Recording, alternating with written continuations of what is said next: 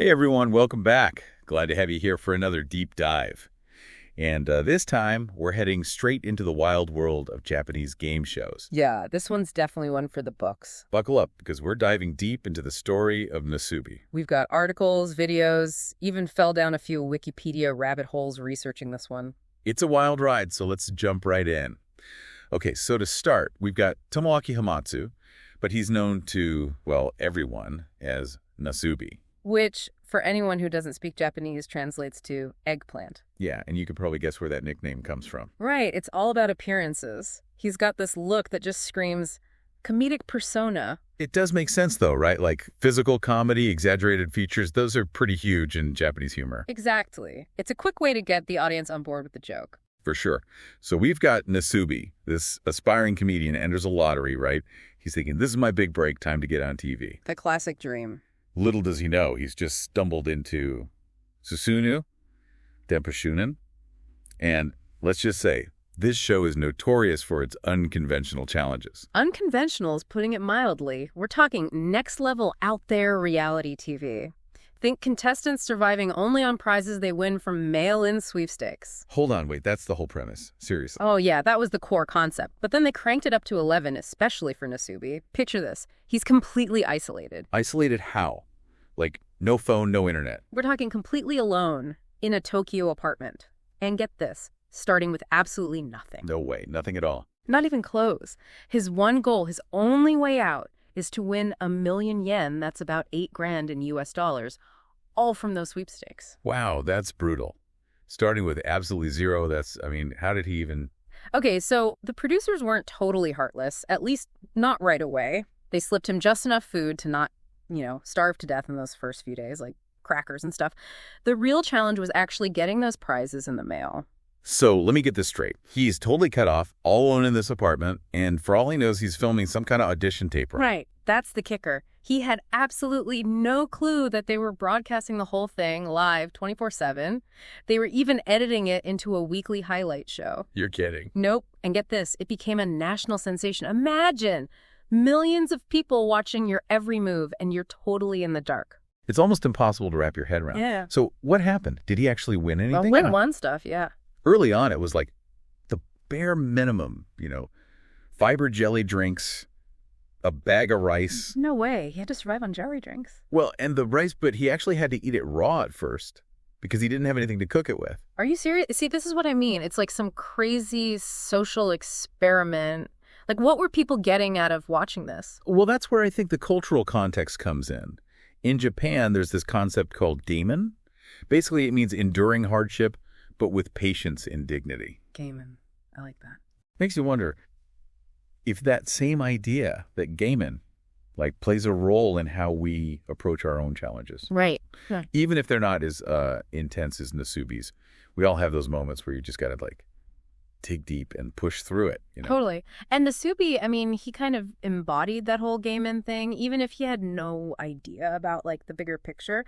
And while he was going through it all, the prizes, if you want to even call them that, they just kept getting weirder. Oh, right. I read about that. Mm-hmm. Didn't he get a lifetime supply of something totally bizarre? He did get a lifetime supply of those fiber jelly drinks, which actually, when you think about his diet at the time, probably wasn't the worst thing. But yeah, some of the other stuff definitely out there. At one point, he won a big bag of dog food. Dog food? Dog food. And yeah, for a while, that was one of his main sources of food. Oh, man, I can't even imagine. It's one thing to, rough it on a camping trip, but to be completely dependent on whatever random sweepstakes prize shows up at your door, including dog food. Yeah. That's next level. And this whole time, right? Yeah.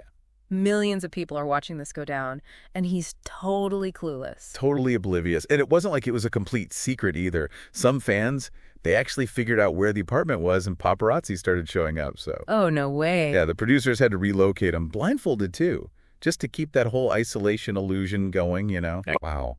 So they're, constructing this whole artificial reality around him, and he's just stuck in his bubble, bonding with his stuffed seal toy, probably wondering when the punchline's going to hit. Yeah.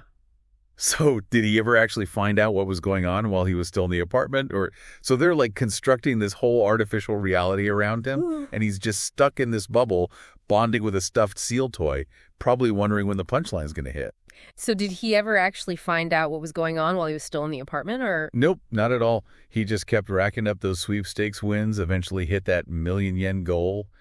It took a while, though, like a year and a half of this. Wow, a year and a half living like that. Yeah, so they finally let him out. But get this, they surprised him with a trip to South Korea. What? Serious? Yeah, like the whole shebang. Amusement parks, Korean barbecue, the works. They really went all out. Okay, so maybe the producers weren't completely heartless after all. They gave him a little taste of freedom, at least. Right. But yeah, then it was back to Japan. No way, really. Back to the apartment after all that. Back to isolation, new goal, same routine. And he went through that cycle a few times. You're kidding. Nope. Always thinking that next win would be it. Getting those little bursts of freedom, but then boom, right back to square one. Honestly, that's kind of messed up when you think about it. Like dangling a carrot in front of someone, then just yanking it away again and again. That's the part of this whole thing that's hard to swallow, you know? The producers, I mean, they knew exactly what they were doing. They knew how intense that isolation was, but those ratings, they just kept pushing it further. Really makes you question the whole thing, you know? The ethics of it all. For sure. So how did it finally end? Did they ever, like, officially let him out of the apartment? Oh, yeah. Big time.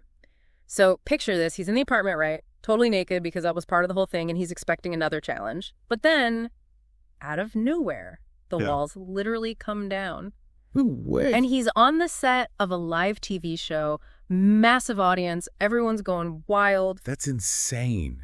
What a way to end it. So after all that, I mean, what happened to Nasubi? Did he, like, go back to his normal life? Well, he became a pretty big deal in Japan. It's kind of hard to avoid, right? After living in an apartment for over a year on TV, he even got a Guinness World Record out of it. No way. What for? Most dog food eaten on live television. Not quite, although he probably could have gotten that one too. No, he got the record for longest time survived on competition winnings, which, let's be real, is pretty impressive. Absolutely. So he became this, like, accidental celebrity. Yeah, which, honestly, you gotta wonder about that kind of fame, right? Yeah. But yeah, he's talked about how tough it was adjusting to, like, regular life again. Wearing clothes felt weird. Being around people was awkward. It's like he was in a time warp for a year and a half. Totally. I can't even imagine. So what's he been up to since then?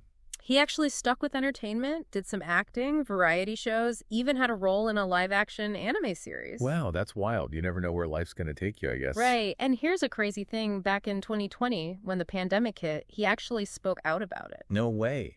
What did he have to say about a global pandemic? He became a big advocate for the stay-at-home orders, so that if he could handle that kind of isolation, everyone else could manage a few weeks at home. Oh, wow.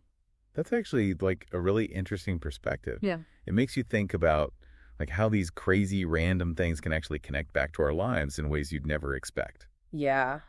Nasubi's story is definitely wild, no doubt about it. But it also makes you think, you know, about how far we'll go for entertainment, where the line is, and how much we're willing to, like, push people, even if it means messing with their heads a little. It's a question we all got to ask ourselves, right? Especially these days when it's so easy to get caught up in all the craziness. And hey, maybe it makes you appreciate the little things like, I don't know, putting on pants in the morning, knowing the whole world isn't watching you. There you go. Some real wisdom from the Nasubi saga. Right. Well, that's it for our deep dive into the world of Japanese game shows and the bizarre story of Nasubi. Thanks for tuning in, everybody, and we'll catch you next time.